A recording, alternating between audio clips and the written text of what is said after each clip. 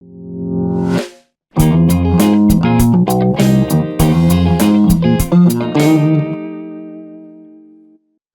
Gnatostorms. Hope you like my new intro. The music was created by Philip the Bunker of Stupid Chocolate Hat. You should go check him out. So, genetic modification, what's not to like? Well, nothing really. Unless of course you make up something yourself. And unfortunately a lot of people have done just that. And then uploaded their nonsense to the internet. Meet Julie. Hello, chronically fabulous patient. She, like so many others nowadays, has a blog. And on hers she gives out advice like these. I talk a lot about genetically modified foods on my blog and really tell you to steer clear of them if you have an autoimmune disease or a chronic condition. And really, I feel personally that everyone should steer clear of them. And apparently people read it and ask her questions. But I still get asked, what is a genetically modified food and why should we stay clear of it? And really, is choosing organic so much better than eating a conventionally grown plant? Good questions, blog readers, but sadly I don't think the answers you're about to get will be of the same quality. So what is a GMO? A GMO really is an organism whose genetic makeup, so its DNA, has been altered in some way that makes it unnatural. Defining GMO is a lot more difficult than it might seem. The best I have come across defines a GMO as an organism that has had its genetic material altered by humans through the use of modern genetic engineering techniques. It's far from perfect and it still has some obvious grey areas, but it's still a much better definition than yours. Unnatural is a very subjective term, and it doesn't exactly help that it's perfectly possible to genetically engineer an organism to have a trait already found in wild members of its species. So it's not naturally occurring in the universe. Neither are kitchens, but unless that's a decorative toaster, you presumably still use yours. It's not supposed to be made like that. Not supposed to according to who exactly? You? Your mom? The creepy sun baby from the Teletubbies? For instance, fish genes being added to tomatoes or strawberries. Yep, genes coding for antifreeze proteins to make them more cold resistant to be precise. Sadly, none of them have been commercialized. Spider genes being added to goats. Ah, the famous spider goat. This is actually pretty fucking cool. The female transgenic goats produce silk proteins in their milk, which can be extracted and used to make incredibly strong fibers. There's still a lot of work to be done on them, but the fibers have a range of potential applications. But weren't we talking about eating GMOs? The goats are being used as biological factories. You aren't meant to eat them, so why are you bringing them up? If I didn't know any better, I would say it's because they just sounded too unnatural for you not to mention. And seeing as I in fact don't know any better, that's what I'm going with. Corn having a genetic makeup that actually makes it create a pesticide when you eat it. No, it makes it while it's out in the cornfields. A cunning move, seeing as that's where the pests tend to be. Now you're obviously right that Bt toxin, the insecticide you're talking about, will still be in the corn when you eat it. However, it won't hurt you. Bt toxins have a very high degree of specificity, and studies have found no ill effects in mammals even at very high doses. These things are not natural. So fucking what? Why should I give two fucks about if something is natural or not? It tells me nothing about it. What you're doing here is called an appeal to nature, and it's a logical fallacy. You're assuming that GMOs are bad simply because you find them unnatural. Well, you know what's completely natural? Cocaine, herpes, and botulism, or as I like to call it, Tuesday. And I'm very much about eating natural foods. You do realize that most of the food you find at the grocery store look quite a bit different from their wild natural counterparts. We've already been messing with their genomes through selective breeding and hybridization since the dawn of agriculture. Genetic modification is just a new and more efficient way of doing that. In other words, you're already eating the literal fruits of the progress of humanity that you are so scared and ignorant of. Eating whole foods, because when we eat whole foods and foods that are good for us, we are nourishing our body and we're using food as medicine.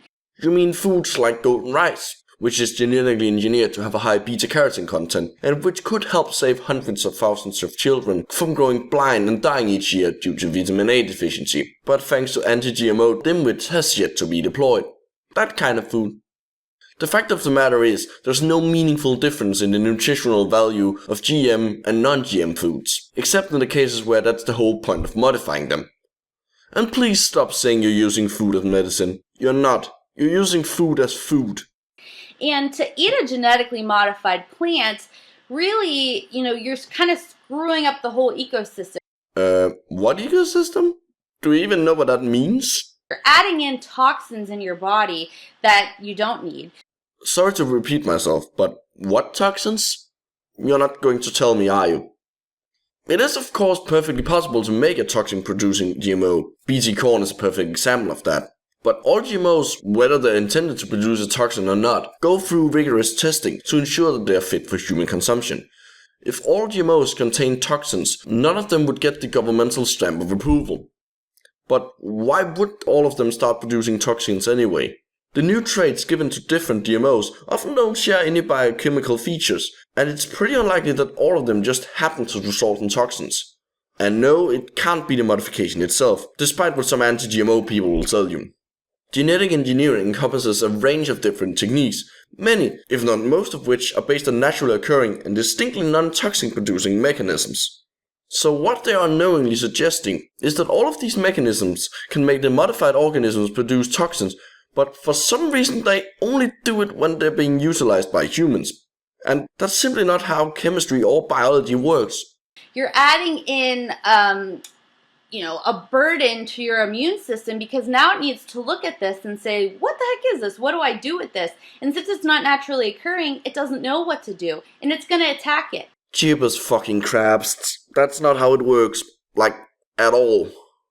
The immune system doesn't act violently out of confusion like it's a fucking 5-year-old with behavioral problems. Nor has it got any way of telling if something is unnatural. And it can't really be said to know anything. Like pretty much everything in living organisms, immune responses involve chemistry. It's really complicated chemistry, but chemistry nonetheless. What the immune system does or doesn't do to something depends on the presence and lack of specific chemical signatures. Problem for you is that there is no chemistry that would allow it to recognize the evil and natural GM foods. DNA and proteins look the same whether we put them there or not. And when it attacks it, it's going to create inflammation. Hold on, can you wait for a moment? I just have to check my official food woo buzzword bingo card. Okay, so we already have natural and toxins, and we just got inflammation. So now I just need pesticides and organic, and I will have a full row. And when you have inflammation, a whole host of problems can occur. Yes, inflammation is involved in a lot of conditions, which is why you frequently hear about it as being something negative. It's also why people like you have been able to turn it into a boogeyman. But inflammation isn't all bad. It's part of the innate immune system's response to injury and infection, and it's critical in things like wound healing and muscle growth after exercise. It's when it becomes chronic or happens in response to the wrong things that it becomes a problem. That's when you get inflammatory disorders, when something goes wrong. And if you already have an autoimmune disease or a chronic illness, the last thing you need is extra inflammation.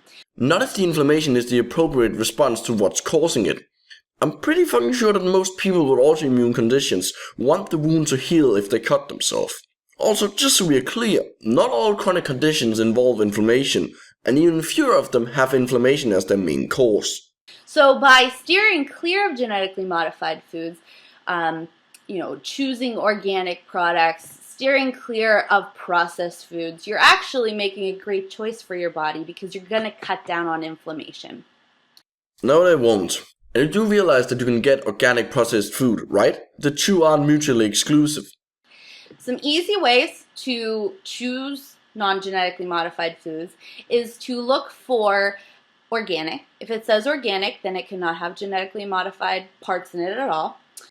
No, actually, no, you're right. Holy shit, you actually got something right for a change.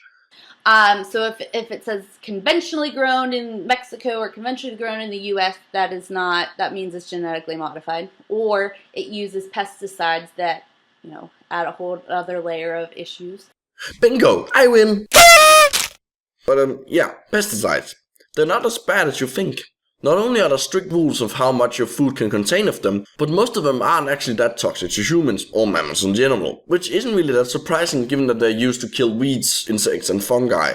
But you know what the real kicker is? Organic farmers are allowed to use pesticides too, and they do. It's just that there are different regulations on which one they can use. Interestingly, one of the ones they can use is Bt toxins. You know, that insecticide you were so scared about earlier. Oh, and the regulations focus mainly on whether a pesticide is considered natural, not on toxicity. So a lot of the pesticides used in organic farming are actually more unhealthy than the ones you're trying to make us scared of. When you are looking at processed foods or packaged foods, look for ingredients that have soy, corn, or canola in it. And the sad thing is, it's everywhere. It's in things that you wouldn't even thought. For instance, this coconut oil spray from Trader Joe's has soy in it. In another video, I talked about how peanut butter has soy in it. Canola oil and soybean oil and corn oil is used in so many things. I know, right? Who would have thought that food manufacturers would take advantage of widely available ingredients with useful properties when making their products? And when you think of that, when you see the word soy or corn or canola, you should think inflammation, because that's exactly what's happening in your body. Not unless you have some kind of hypersensitivity. And even then you would probably have to do more than just look at them. You want to make sure that it's organic. If it's organic, then it's naturally occurring. No, organic farms use domesticated crops, just like conventional farms. You can look all you want, you're not going to find naturally occurring cauliflower anywhere. Your body has more of a chance that it's going to know what to do with it. And you're going to have less inflammation.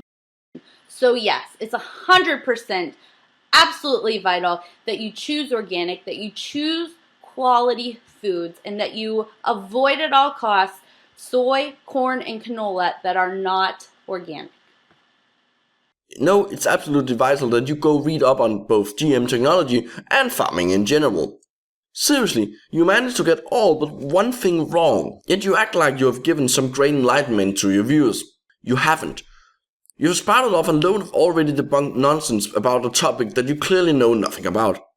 But at least I got to play bingo. See you next time, Gnattosdomes!